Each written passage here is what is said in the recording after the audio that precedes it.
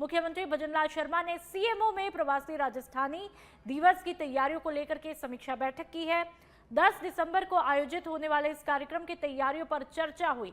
तस्वीरें आप देख लीजिए। सीएम ने अधिकारियों को आपसी समन्वय के साथ ही समय पर सभी व्यवस्थाएं सुनिश्चित करने के निर्देश दिए। बैठक में अतिरिक्त मुख्य सचिव शिखर अग्रवाल, प्रमुख सचिव आलोक गुप्ता, विशेष सचिव सिद्धार्थ सिहाग, निवेश एवं एनआरआई आयुक्त सुरेश ओला सहित अन्य अधिकारी भी मौजूद रहे।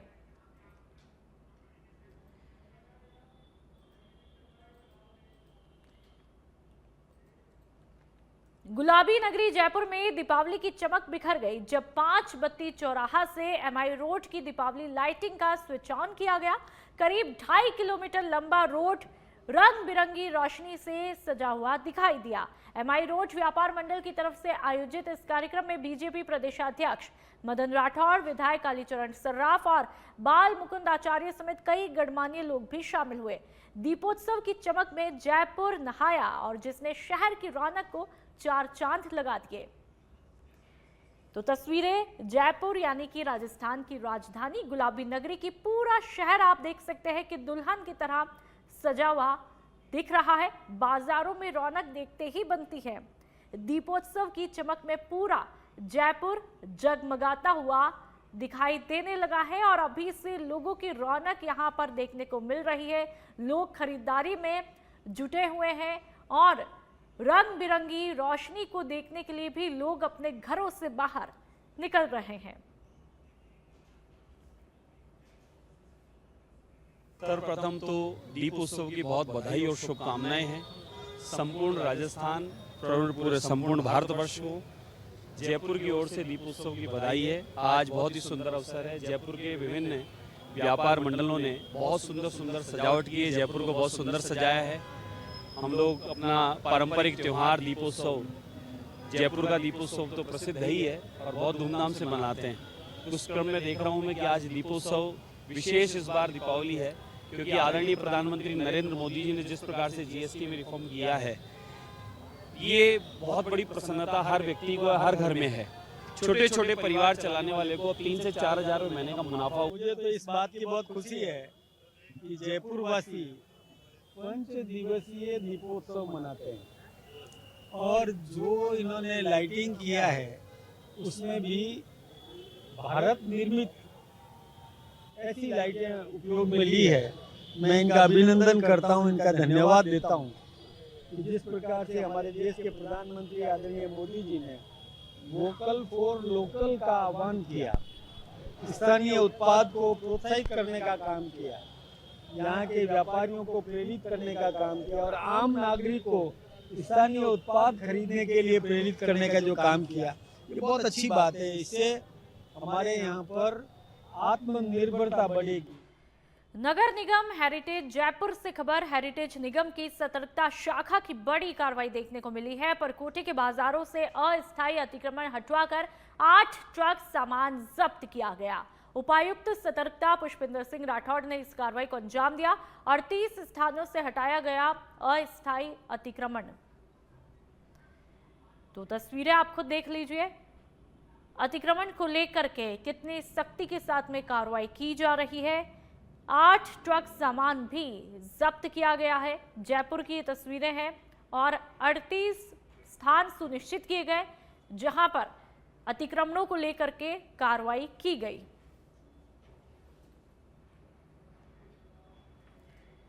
जैसलमेर से बड़ी खबर। जैसलमेर में एक और अग्निकांड की घटना सामने आई है। वंडर सीमेंट की फैक्ट्री में भीषण आग लगी है। फैक्ट्री के लेबर कैंप में अचानक आग की लपटें उठी है। घटना से इलाके में हड़कंप मचा हुआ है। मजदूरों ने अपने स्तर पर आग बुझाने की कोशिश शुरू की है। आग की लपटें देखते ही देखते कैंप तक जा पहुंची। दमकल विभाग को मौके पर रवाना किया गया है। जिले के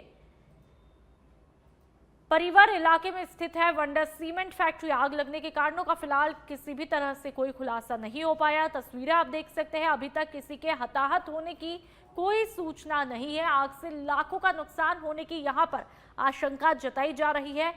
पुलिस और प्रशासन की टीमें भी मौके पर पहुंची है। आग पर काबू पाने के लिए तेजी से ऑपरेशन भी चल रहा है। स्थानीय लोगों की मदद से बचाव कार्य जारी है। घटना की विस्तृत जानकारी आना अभी बाकी है।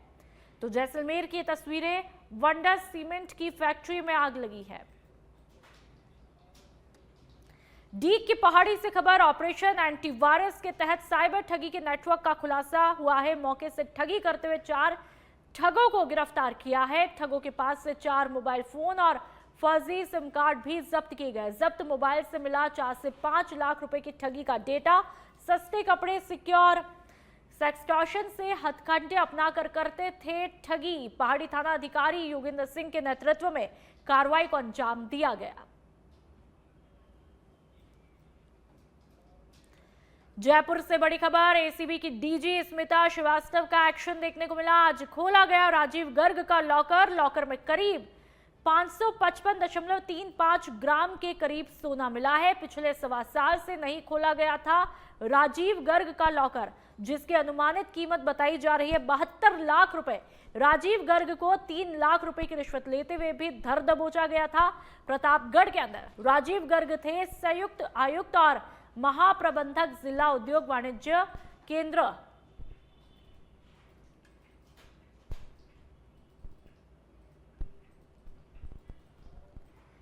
बूंदी जिला कलेक्टर अक्षय गोदारा ने फ्लैगशिप योजना और विभागीय योजनाओं की समीक्षा बैठक में पीएम आवास और सीएम स्वनिधि योजना में प्रगति बढ़ाने के निर्देश दिए। उन्होंने एसडीआरएफ मरम्मत कार्यों की सूची तैयार करके कार्य शुरू करने, अपात्र परिवारों को सूची से हटाने और जन कल्याणकारी योजनाओं का प्रचार प्रसार करने पर जोर दिया।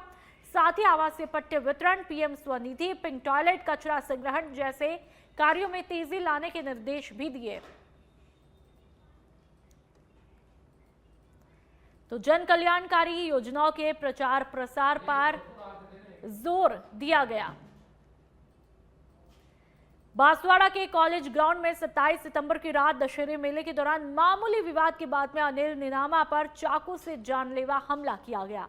राजतलाब पुलिस ने त्वरित कार्रवाई करते हुए 3 आरोपियों संजय निनामा, कमलेश चरपोटा और कल्पेश डिंडोर को गिरफ्तार किया, जबकि एक नाबालिग को डिटेन किया गया। सीसीटीवी फुटेज और सूचना के आधार पर नाबालिग से चाकू बरामद किया गया। आरोपियों को जेल और नाबालिग को बाल सुधार गृह भेजा गया। तो युवक पर जानलेवा हमला होता है। राजतलाब पुलिस ने इस कार्रवाई को अंजाम दिया है। 3 आरोपी धर दबोचे गए, गिरफ्तार किए गए। एक नाबालिग को भी डिटेन किया गया है।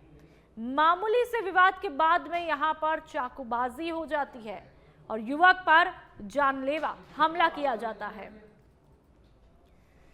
प्रतापगढ़ में दीपावली के मद्देनजर मिलावटी खाद्य पदार्थों पर रोकथाम के लिए स्वास्थ्य विभाग ने विशेष अभियान के तहत कार्रवाई को अंजाम दिया है। सीएमएचओ डॉक्टर जीवराज मीणा के निर्देशन में खाद्य सुरक्षा विभाग की टीम ने प्रतापगढ़ बस स्टैंड पर इंदौर से उदयपुर जा रही रोडवेज बस से 150 किलो संदिग्ध मावा बरामद किया। मावे के नमूने जांच के लिए प्रयोगशाला भेजे गए हैं। टीम ने शहर की प्रमुख मिठाई दुकानों पर भी निरीक्षण कर मावे और खाद्य सामग्री की गुणवत्ता जांच की है। सीएमएचओ ने बताया कि प्रयोगशाला और रिपोर्ट के आधार पर मिलावट पाए जाने पर कड़ी कानूनी कार्रवाई होगी। दीपावली तक जिले में सघन निरीक्षण अभियान भी जारी रहेगा। हमको 2 दिन से इनपुट मिल रहे थे कि रतलाम और इंदौर से नकली मावा आने की खबरें मिल रही थी और आज हमने समस्त बसें आने वाली इंदौर से और रतलाम का निरीक्षण किया गया था। उनमें से एक बस में 150 किलो मावा हमको प्राप्त मिला है और वो मावा किसी प्रतापगढ़ व्यापारी को दिया जा रहा था और हमने मौके पर आके 150 किलो मावा को टेस्ट किया है और इनके जिसने मावा इनको दिया है उनके जीएसटी नंबर भी खंगाले जा रहे हैं और लाइसेंस भी खंगाला जा रहा है। और जिसको त्योहारी सीजन के तहत शुद्ध आहार मिलावट पर वार अभियान के तहत खाद्य सुरक्षा टीम ने रतनगढ़ में कार्रवाई की है। जिला कलेक्टर अभिषेक सुराणा के निर्देश पर सीएमएचओ डॉक्टर मनोज शर्मा की अगुवाई में टीम ने 56 भोग स्वीट, अजीत सरिया ट्रेडिंग, चिमनलाल श्याम सुंदर सहित कई दुकानों से मिल्क केक, घी, मावा, काजू, मैदा और तेल के 8 नमूने लिए। 190 लीटर रिफाइंड सोयाबीन तेल जब्त और 30 लीटर दूषित चाशनी को भी नष्ट करवाया गया। नमूने जांच के लिए जयपुर प्रयोगशाला भेजे गए हैं। खाद्य सुरक्षा अधिकारी मदन बाजिया ने बताया कि जांच रिपोर्ट के आधार पर खाद्य सुरक्षा मानक अधिनियम 2006 के तहत कार्रवाई होगी। व्यापारियों को शुद्ध खाद्य सामग्री बेचने के निर्देश दिए गए। जैसलमेर से जोधपुर आ रही बस हादसे में मृतकों के शव परिजनों को सौंपे गए।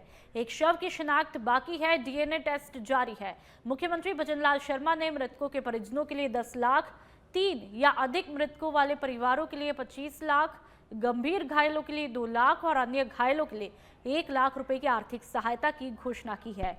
सरकार ने राहत कार्य शुरू किए और हादसे की जांच के आदेश भी दिए। शेरगढ़ विधायक बाबू सिंह राठौड़ ने सहायता राशि बढ़ाने की मांग की है। कुल 22 मौतें हुई, 19 शव एम्स और एमजीएच में थे। भर्ती मरीजों की हालत फिलहाल अभी स्थिर बताई जा रही है।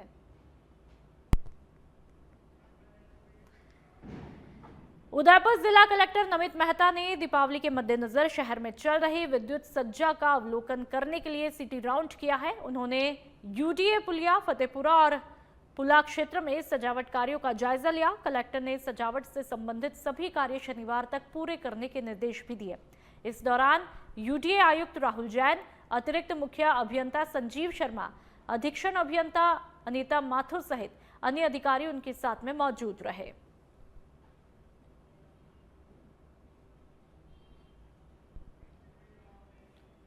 दीपावली के मौके पर बांसवाड़ा पुलिस ने मिठास अभियान शुरू किया है। पुलिस अधीक्षक सुधीर जोशी के निर्देशन और डॉक्टर राजेश भारद्वाज के सुपरविजन में पुलिस ने जरूरतमंदों, निराश्रितों और छात्रावास के बच्चों के साथ में खुशियां साझा की।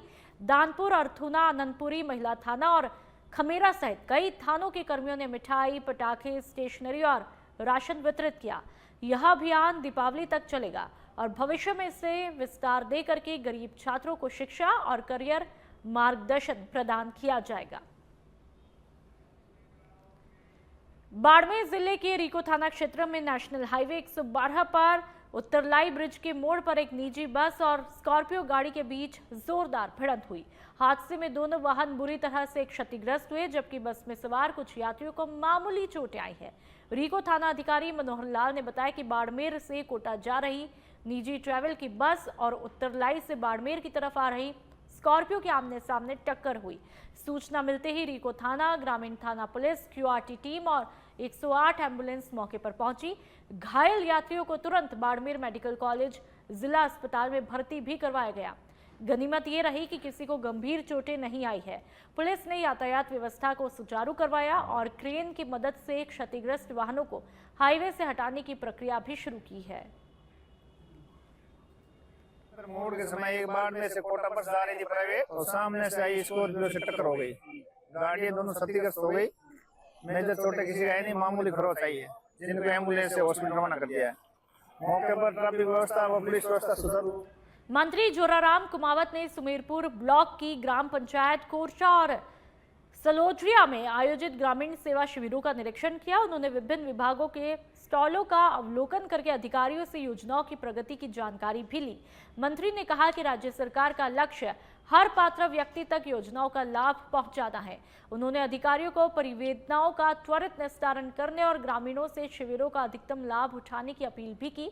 शिविरों में 16 विभागों ने योजनाओं की जानकारियां दी और लंबित प्रकरणों का निस्तारण भी किया। प्रधानमंत्री माननीय मोदी जी कहते हैं कि समारोह आयोजित करने की जरूरत नहीं, आप समारोह के जो काम करते हो उसकी जगह सेवा के काम करो।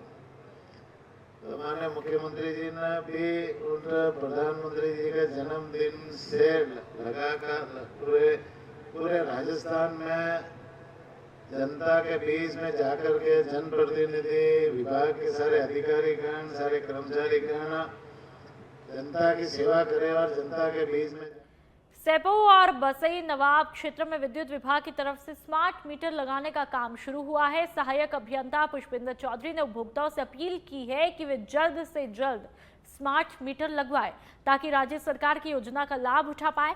यह सुविधा केवल स्मार्ट मीटर धारकों के लिए उपलब्ध होगी। बसई नवाब से शुरू हुए इस काम में प्रोजेक्ट हेड चेतन ओझा और सुपरवाइजर अनुराग पंडित के नेतृत्व में तेजी से मीटर लगाए जा रहे हैं। उपभोक्ता भी इसमें बढ़ चढ़कर भाग ले रहे हैं।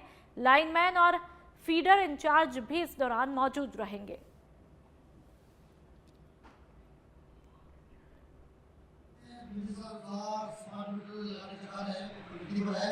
जोधपुर जिले में भी चर्चा होता है, फिर सेबू सुबह में भी स्मार्ट मीटर लगाया जाता है, प्रगति हो है और हर फील्ड में स्मार्ट मीटर लगाए जा रहे हैं।